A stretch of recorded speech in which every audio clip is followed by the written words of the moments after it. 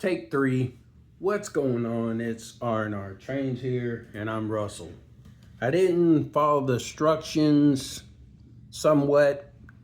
This is the theme they had it as you see the poles in the middle. I decided not to add it on the sides there. On the front, and then also the country store, I decided not to use the stickers, which this was supposed to be the sign. This bottom piece that I used for the bottom were actually supposed to be the top, and then the sign goes right here. But, you know, it's your railroad, so build it how you want to, right? Right. Anyway, here's a little car, getting some gas, a little Beetle.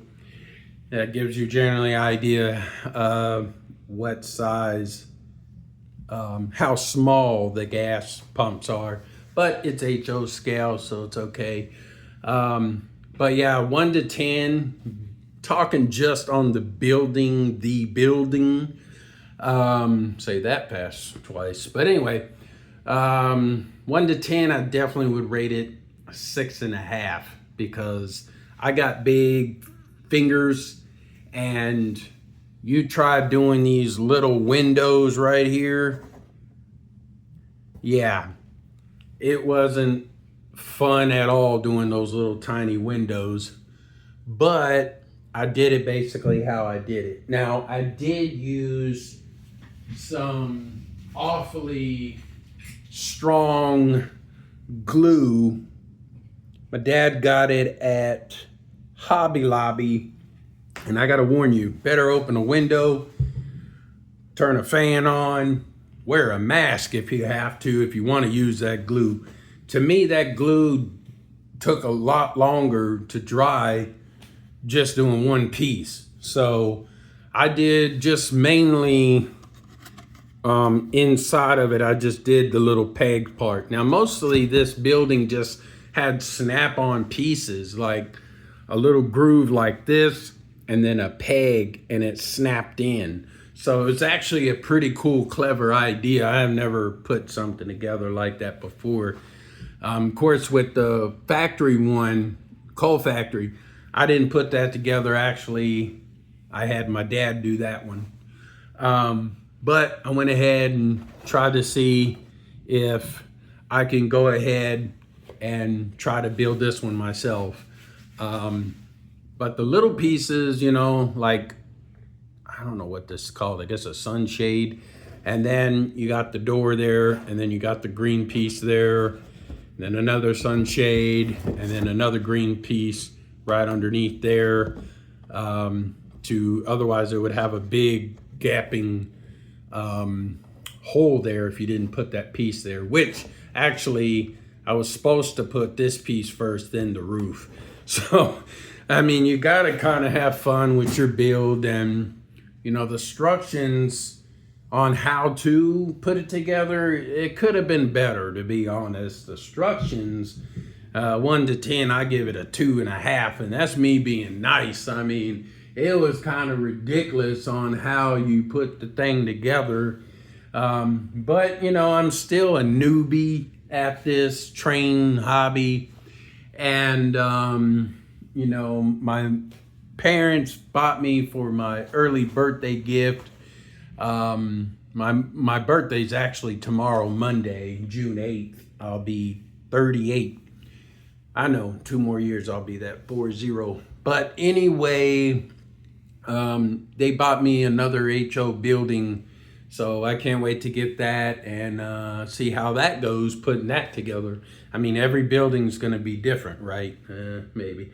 But anyway, I'm trying to be more patient with myself and have more funner with everything I possibly can with this train layout. I've made so many ways of putting the buildings different directions, and had, like, this layout that I'm working on now is actually my 4th or 5th one, I can't remember. And ever since I moved here, not saying I regret moving, but in a way maybe a little, because I mean, I had the room to myself and stuff, and you know, I had a little bigger layout. And this one, being small, kind of limits your, I guess, spotting, basically putting where you want with the buildings, which, you know, it'll get there, it'll get better. Eventually, I'll be able to expand it. But anyway, back to the building and gas pump. The gas pumps, I mean, look how tiny they are. And no, I didn't paint those. See, those gas pumps, I would have to pay. Yeah, you pump gas, I know that. You would have to paint those. Either airbrush would be good if I had one, or like a little paintbrush.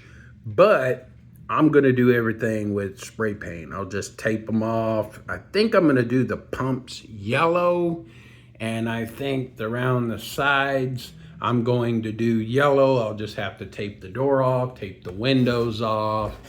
And I might leave the upper part and the door green, shutter green, so I might have to tape that off, the door trim and all that.